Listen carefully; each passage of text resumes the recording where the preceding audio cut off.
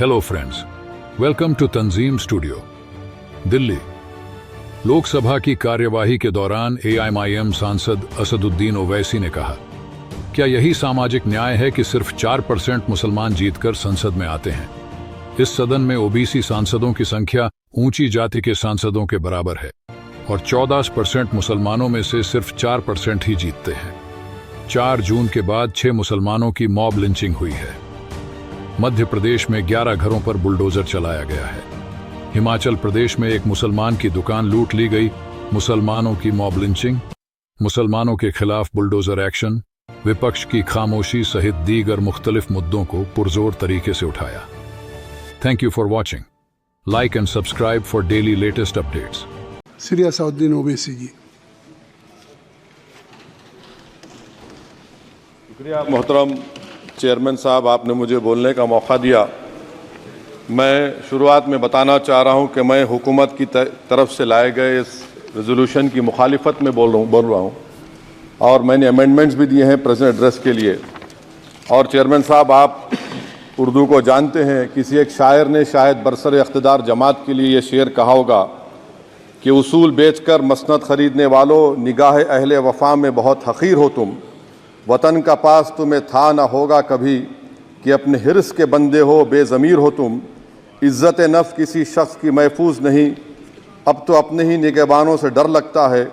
डंके की चोट पे जालिम को बुरा कहता हूँ, मुझे सूली से न जिंदानों से डर लगता है। मोहतरम चेयरमैन साहब, मैं आज इन लोगों की तरफ से बोल रहा हूँ जो दिखते तो हैं, जिनके बारे में बात तो होती है मगर उनकी कोई नहीं सुनता। मैं उनके बारे में बोल रहा हूँ जिनके बारे में वज़ीर आज़म मोदी ने कहा था कि घुसपैठी है। मैं उन बेटियों और माओं के बारे में कह रहा हूँ जिनके बारे में मोदी ने कहा कि ज़्यादा बच्चे पैदा करते। मैं उन मासूम नौजवानों के बारे में कह रहा हूँ जिनको मॉब लिंचिंग के ज़रिए मारा जा रहा है। मैं उन बेज़ुबान माँ और बाप के बारे में बोल रहा हूँ जिनकी औलाद आज इस हुकूमत के गलत कानून के चक्कर में जेलों में सड़ रहे हैं। सर, मैं दस्तूर जब इस ऐवान में बन रहा था, संविधान बन रहा था, तो उस वक्त अलहदा वोटर लिस्ट और इंतखाबी रिजर्वेशन की बात आई।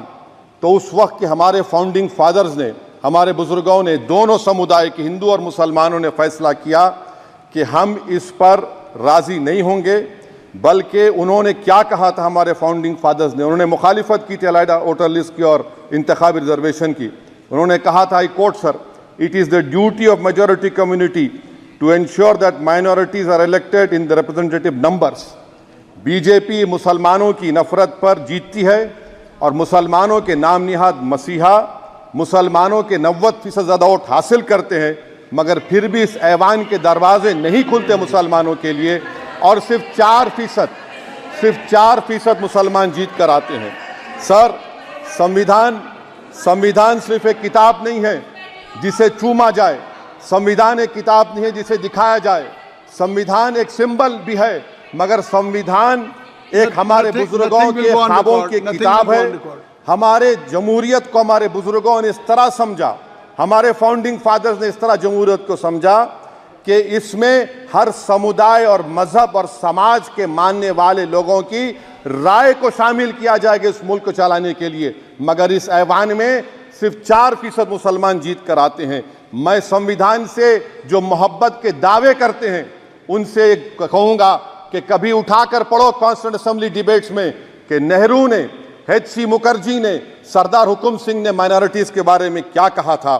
सर, वतन अजीज़ का मुस्तकबिल कैसा होगा जब बीजेपी मुझे गायब करना चाहती है और दीगर हिज़्ब इख्तिलाफ की पार्टियां के लिए मेरा वजूद सिर्फ वोट डालना और अपनी खबर में जाकर सो जाना है। इसीलिए आप देखते हैं कि समाजी इंसाफ है सर कि 4% मुसलमान जीत कर आते हैं। सर, इस ऐवान में OBC समाज के MP अब अपर कास्ट के MP के बराबर हो चुके हैं।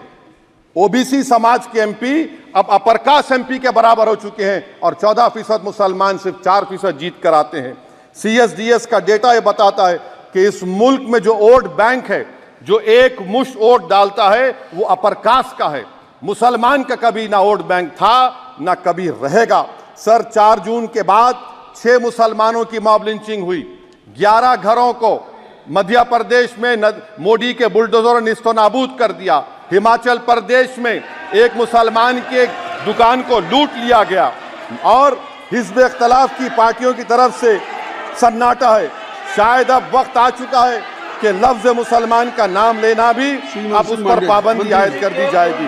सर, मैं ये बात बताना चाह रहा हूँ कि नरेंद्र मोदी को जो मैंडेट मिला है। एक मिनट ओवैसी साहब, आप लोग बैठ जाएं, कृपया आप लोग बैठ जाएं। श्री मनसुख मांडविया जी, आप लोग बैठ जाएं, कृपया माननीय सदस्य बैठ जाएं। श्री मनसुख मांडविया जी, मनसुख मांडविया जी, कृपया आप लोग बैठ जाएं। अपने प्रारंभिक कृपया आप लोग बैठ जाएं। आप लोग बैठ जाएं। माननीय सदस्य ने अपने प्रारंभिक भाषण में जो शब्द प्रयोग करा है उसको ऑथेंटिकेट करा जाए। और अभी उन्होंने उल्लेख करा कि मोदी के बुलडोजर ने वहाँ मॉब लिंचिंग करा है, उसको भी ऑथेंटिकेट करा जाए। निश्चित तौर से इसको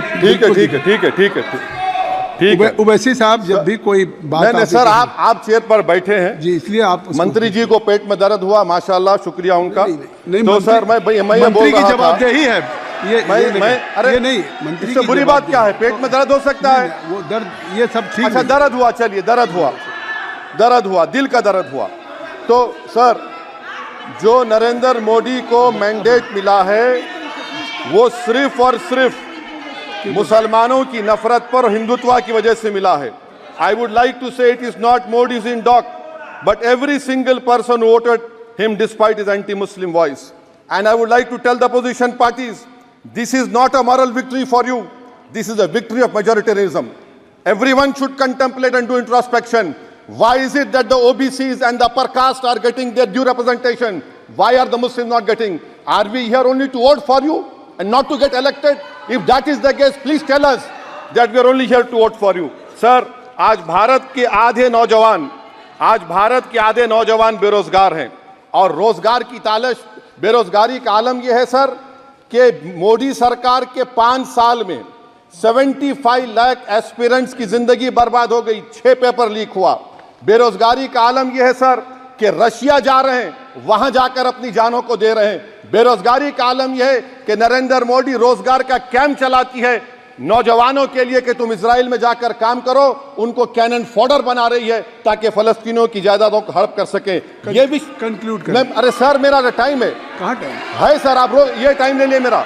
सर, मैं 2 मिनट दीजिए। ये विश्वगुरु की पॉलिसी है। इजराइल को 27 टन हथियार जा रहा है। 9 मिलियन भारत के लोग गल्फ में काम करते हैं, क्या असर पड़ेगा? 47,000 इजरायली फलस्तीनी मार चुके हैं। क्या है हमारी पॉलिसी सर? क्यों हथियार दे रहे हैं सर? नस्लकशी हो रही है। सदर जमहूरिया के खुतबे में राष्ट्रपति के सर, मैं उसी पे बोल रहा हूं सर, उसमें लिखा हुआ है फॉरेन पॉलिसी के ऊपर, आप पैराग्राफ नंबर 25 देख लीजिए। सदर जमहूरिया में सैचुरेशन अप्रोच है।